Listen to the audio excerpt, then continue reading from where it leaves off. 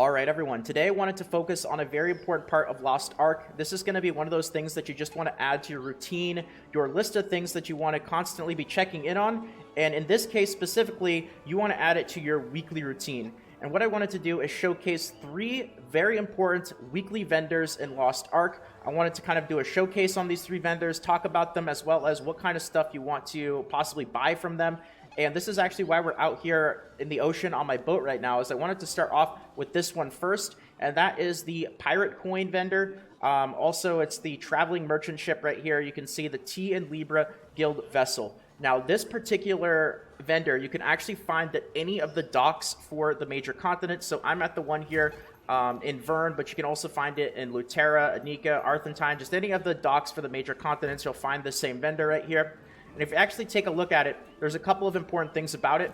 You can turn in your various different coins here for specific pirate coins. You can see that the Gaineus coins give you the least ratio of coins to pirate coins, and the Sun coins actually give you the most. So if you are looking specifically for pirate coins, you want to make sure that you're picking these ones here to exchange for the highest ratio.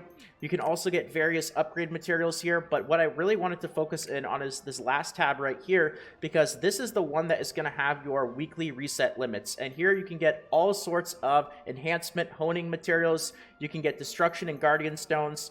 Now, out of the destruction and guardian stones, you can see here that I actually already bought the guardian stones. I would stay away from the destruction ones because you can see the cost. The guardian stones are actually not bad. For a bundle of 10, it costs 30 pirate coins, but the difference in price from the guardian to the destruction stones is crazy, because the destruction stones not only have a much smaller weekly limit, down from 90 to 30 for the bundles that you can buy, but the number of coins that it actually takes per bundle goes up from 30 to 170. It's not like a double or triple the price. It's like 5 to 6 times the price for the same number of destruction stones. So I'd stay away from that one, but I think the guardian one is okay. Now, if you're in tier 2, you can also end up buying your tier 2 materials. So you can see here, these are actually tier 3. Tier 2s are still on the first page right here, but yes, of course, you can buy your tier 3 materials as well. Lots of really, really useful stuff here, and the weekly limits are pretty high. Going back to those guardian stones, you can actually buy 90 bundles of 10, which is 900 of these for the tier 1, 2, and 3. You can also end up buying 5 of these Harmony Shards. I already finished my tier 1, so I don't need to buy them on this character, but if you're still stuck with Harmony Shards, 5 bundles of these for 400 pirate coins. This gives you another 5,000 Harmony Shards each week. A lot of really, really useful stuff here. So this is definitely something you want to add to your list of things to check every single week. So this is the first of 3. There's 2 other vendors that I want to talk about, and let's actually head to Vern for this next one here. And we're going to go to Triport, we're going to go to Vern Castle, and we're actually going to go to this one right here. And I want to talk about the guild vendor. So another important reason to make sure that you guys join a guild, find the guild that obviously fits your playstyle. If you're not as active, find a guild that is going to be okay with that. If you're obviously a much more active player, you want to make sure that you find a guild that fits that playstyle, that has their guild leveled up and is, has a guild leader that's obviously taking care of the guild and managing it properly, because the guild vendor here is really, really good. Now, this is going to be the vendor for those bloodstones that you actually get for contributing to your guild, checking into your guild, doing your research stuff. So this isn't really meant to be a guild video, but just a little bit of a note. Make sure that you guys are doing this stuff every single day. Go to your guild donation, make sure that you donate your silver, and make sure that if your guild has a research thing going, make sure that you support the research, not the special one, just the normal one, so you get some extra bloodstones and help contribute to your guild, because these bloodstones are going to be very, very useful at this vendor right here. And this is why I said make sure that you join the guild that fits your playstyle, because if you're a more active player, you want to make sure that you've got a guild leader who's actually leveling up your guild and upgrading the shop, because as you upgrade the shop, you're going to unlock more stuff that you can use these bloodstones on. So here you can find all sorts of, this is the XP potions and silver. I want to focus in on these 2 in particular, the honing materials, but let's talk about this one first here, because this is probably the one that you want to be most mindful of. You can actually end up getting cube tickets here, and I don't know if I have a video. I don't think I have a video about the cube up on the channel right now. Maybe I will put one out in the future, but the cube is definitely something that is very, very nice, and you need a ticket in order to actually gain access. So you can get these from your chaos dungeons, but you can also end up getting them from these chests. And the higher your guild levels up, the more of these chests you'll be able to get. And when you open this up, you have a chance to either get the silver or a cube ticket, and it's definitely worth it for sure. This is something that you want to get on your main character, and if your alts are in a guild, on your alts every single week so that you can be racking up those cube tickets. I actually have one on my main character. I also have a couple of them on my alt characters as well. So definitely worth the bloodstones, and these have a weekly limit of 1. Now, this is also a good time to point out that weekly limit differs from roster limit, and I'll really get into detail on this on the third vendor that I'm going to talk about, because that's where it's going to make the most difference. But weekly limit is for every character, and roster limit means that it's account shared, so you can't switch to it. If you maxed out a roster limit weekly thing here right there, it'll say roster instead of weekly. That means that you can't switch to an alt and then buy the same thing. It'll be maxed out on your entire account. So that's the cube entry tickets. Now, of course, more honing materials. So if you are still short on the destruction and guardian stones, again, you'll see that the destruction stones are not going to be as good of a deal as the guardian stones. And I already bought the guardian stones. You can see it's 40 of these bloodstones for a pack of 20, not 10. It's a pack of 20. And as your guild levels up, you'll be able to actually end up buying more of these bundles if you want to. And going back to the destruction one, it's 100 bloodstones for a pack of 20. So not as bad as the pirate coins, where it's like 5 to 6 times the price, but it's still 2.5 times the price for the destruction stones. So I actually passed out on that one. You can buy some leap stones here if you need those. Obviously, more of the shards. I think these were on the first page, harmony shards. 1 bag for a level 1 guild, but you can see that if your guild levels up, you can buy another 2. You can buy another 3, so you can actually get 6 total when your guild has a level 4 weekly vendor or a level 4 guild vendor. And of course, tier 2 and tier 3 materials as well, just like for the pirate coins.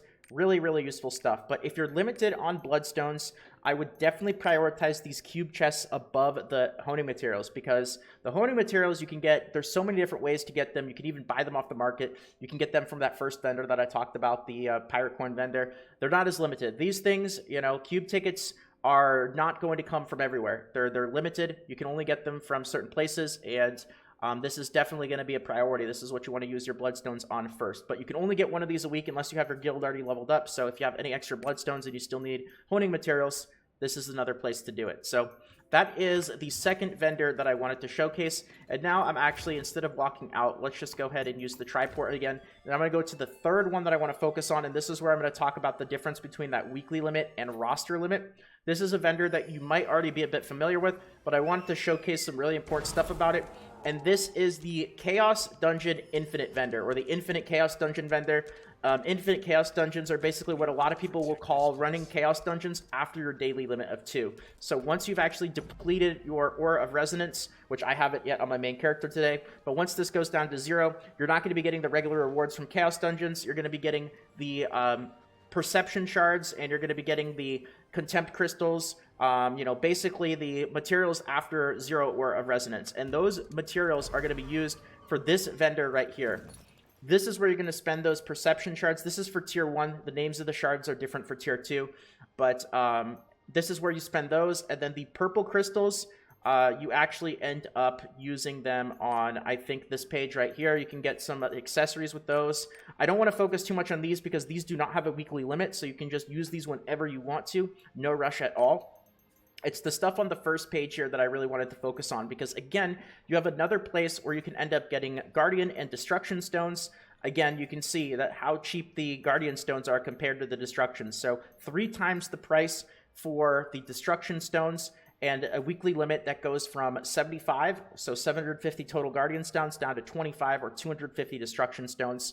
More Harmony Shards, of course, so if you're still struggling on these, this pack actually has 1,500, and you can get 5 of these, so that's 7,500 extra Harmony Shards during the week.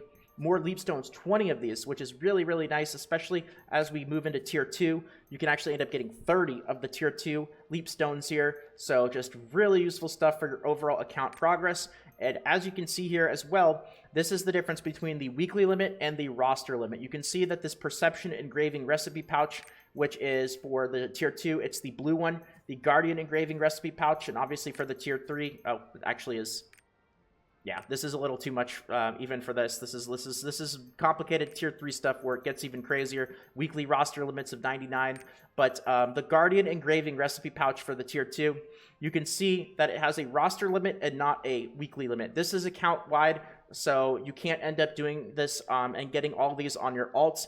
But still, this is definitely something that you want to possibly consider buying at least once per week. I've already got a couple of these, and what you can actually do is you can end up picking the class exclusive rare engraving recipes, and for 200 of these Guardian shards, or even the green ones for 150 of these perception shards, you can use them, or what I recommend, especially while the game is new, you can still end up selling these on the market, and you'll see that the like the blue ones here are still 100 gold plus for the class specifics. If we look at search by average price per day, so for 200 of those shards, you can end up getting an item that you can actually list on the market. They're not balanced. These ones you can actually sell for over 100 gold each, or you can use them. The green ones, of course, are for the tier 1, still selling for 20 to 30 gold, and you only need 150 shards. So it's really fast to go through Chaos Dungeons. Not only is it going to be good progress for your account through all these Guardian Stones and Leap Stones and Harmony Shards and whatnot, but if you're looking to make some gold as well, if you want to spend some extra time running